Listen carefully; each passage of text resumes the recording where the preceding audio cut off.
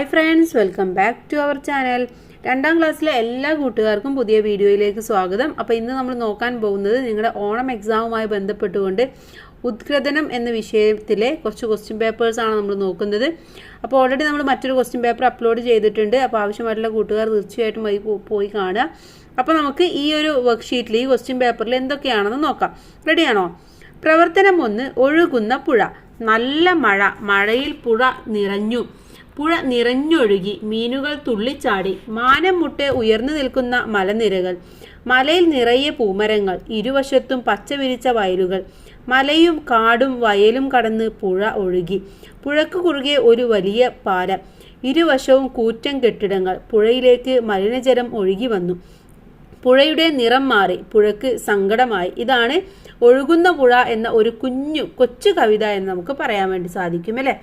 ഇവിടെ നല്ല ഒരു പിക്ചറും തന്നിട്ടുണ്ട്. ഇനി ഇതുമായി ബന്ധപ്പെട്ട ചോദ്യങ്ങളാണ് നമുക്ക് നോക്കാം. വായിച്ച് ചോദ്യങ്ങൾക്ക് ഉത്തരം എഴുതൂ. പുഴ നിറഞ്ഞതെപ്പോൾ? എപ്പോഴാണ് പുഴ നിറഞ്ഞത്?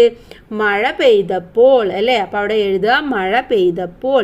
2, മീനുകൾ എന്താണ് ചെയ്തത്? മീനുകൾ എന്താ ചെയ്തു കൂട്ടുകാരെ? മീനുകൾ തുള്ളിച്ചാടി. അപ്പൊ അവിടെ മീനുകൾ തുള്ളിച്ചാടി എന്ന് എഴുതുക. 3, മലയിൽ നിറയെ എന്താണ് മലയിൽ നിറയെ? മലയിൽ നിറയെ പൂമരങ്ങളാണ്. അതെ, പൂമരങ്ങൾ. അപ്പൊ അവിടെ പൂമരങ്ങൾ എന്ന് എഴുതുക. ഇനി പുഴക്ക് കുറുകെ എന്താണ്? പുഴക്ക് കുറുകെ വലിയ പാലമാണ്. അപ്പൊ അവിടെ എന്താ എഴുതണ്ട്? വലിയ പാലം. ഇനി എന്തുകൊണ്ടാണ് പുഴക്ക് സങ്കടം വന്നത്? എന്തുകൊണ്ടാണ് പുഴക്ക് സങ്കടം വന്നത്? പുഴയിലേക്ക് മലിനജലം ഒഴുകി വന്നു, നിറം മാറിയപ്പോഴല്ലേ. ആളുകളൊക്കെ മലിനജലം പുഴയിലേക്ക് ഒഴുക്കി വിടുമ്പോൾ ഇതുപോലെ പുഴക്ക് സങ്കടമാവും കേട്ടോ.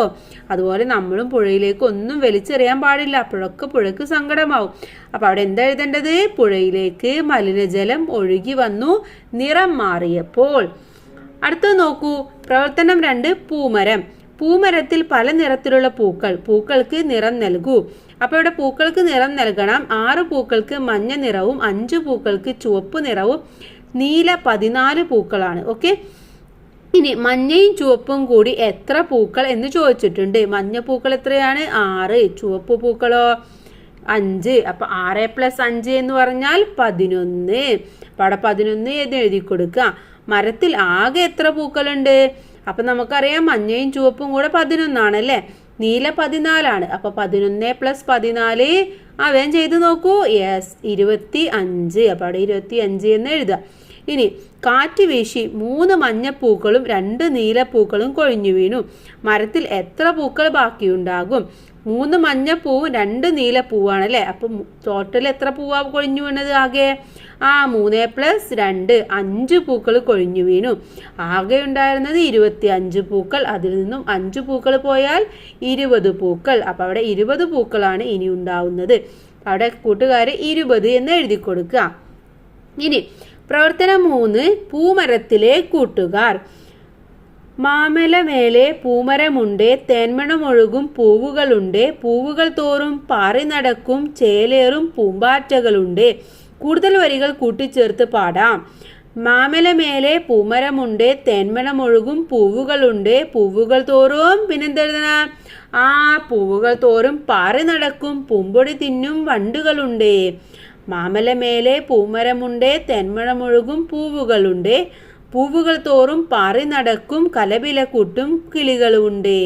അതുപോലെയാണ് നിങ്ങൾ കൂടുതൽ വരികൾ കൂട്ടിച്ചേർക്കേണ്ടത്.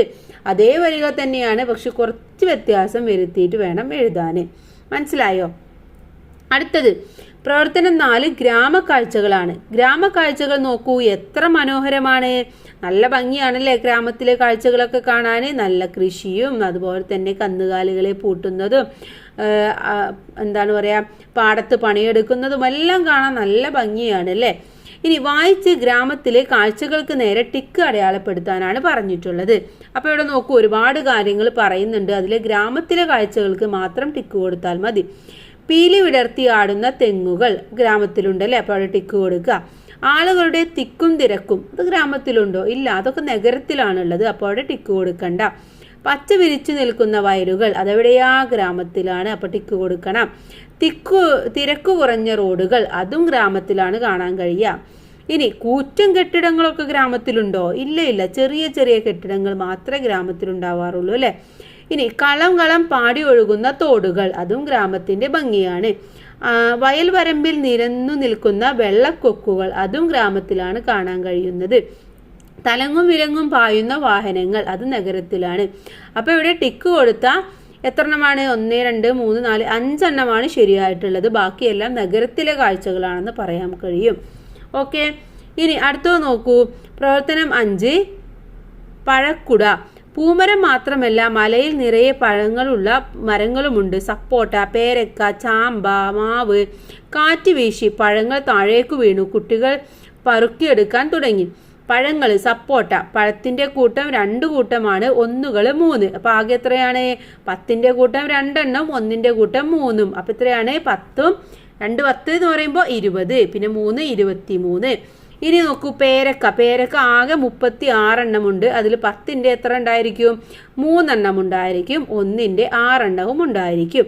ഇനി ചാമ്പയാണെങ്കിലോ 10ന്റെ 4 കൂട്ടമുണ്ട്. 10ന്റെ 4 കൂട്ടം എന്ന് പറയുമ്പോൾ 10 + 10 + 10 + 10 40. ഇനി 1ന്റെ 5 എണ്ണമാണുള്ളത്. അപ്പൊ 40 + 5 45. മാങ്ങയാണെങ്കിലോ ആകെ 10 മാങ്ങയേ ഉള്ളൂ. അപ്പൊ 10ന്റെ കൂട്ടത്തിൽ 1 ഇട്ടാൽ മതി. ഏത് പഴമാണ് കൂടുതൽ കിട്ടിയത്? ഏതാണ് ഇവിടെ? ചാമ്പയാണ് അല്ലേ. അപ്പൊ അവിടെ 45 ചാമ്പ എന്ന് എഴുതി കൊടുക്കുക. അപ്പൊ ഇത്രയുമാണ് ഈ കുഞ്ഞു അക്ഷീർ എന്ന് പറയുന്നത്. അപ്പോൾ ഇത്തരത്തിലായിരിക്കും നിങ്ങൾക്ക് ക്വസ്റ്റ്യൻ പേപ്പേഴ്സ് വരുന്നത്. അതുപോലെ തന്നെ നിങ്ങൾ ബാക്കിയുള്ള സബ്ജക്റ്റുകളും ഉടൻ തന്നെ നമ്മൾ അപ്ലോഡ് ചെയ്യും. അപ്പോൾ എല്ലാ കൂട്ടുകാരും ചാനൽ സബ്സ്ക്രൈബ് ചെയ്യാൻ മറന്നു പോകരുത്. Thanks for watching.